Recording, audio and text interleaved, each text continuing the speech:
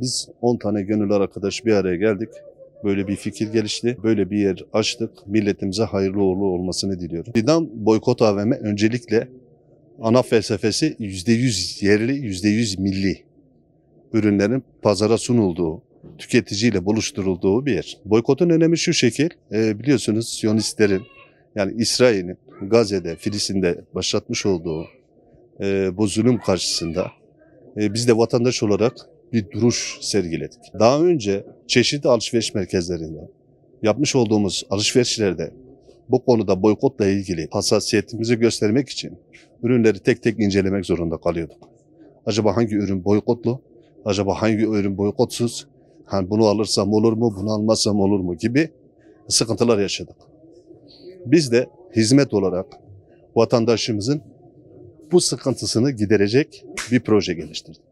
Buraya gelip alışveriş yapan bütün vatandaşlarımız gönül rahatlığıyla seçmeden, düşünmeden, hiçbir sıkıntı yaşamadan tamamen yerli, tamamen milli, boykotlu ürünlerin satılmadığı, gönül rahatlığıyla sepetlerini doldurup alışverişlerini yapıp ben boykot yapsam ne olur? Bu gerçekten evet toplum içerisinde ben bir şeyden ne olacak mantığı var.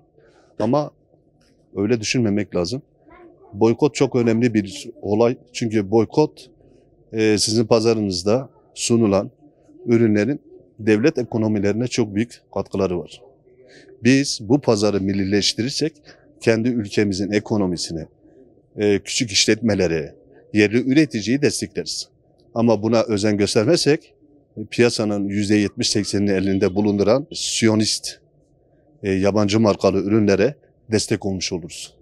Çünkü düşünün Türkiye Cumhuriyeti 80-90 milyon nüfusu olan bir ülke. Ben alsam ne olur mantığından hareket ederseniz yani bunu herkes bu şekilde düşünürse bunun çok mantıklı bir düşünce olduğunu siz de takdir edersiniz ki yanlış bir şey. Bizim burada çağrımız özellikle üreticilerimize, yerli üreticilerin bu tür firmaları desteklemeleri lazım. Bu tür kuruluşları desteklemeleri lazım. Onlar üretecek, biz de tüketiciyle buluşturacağız.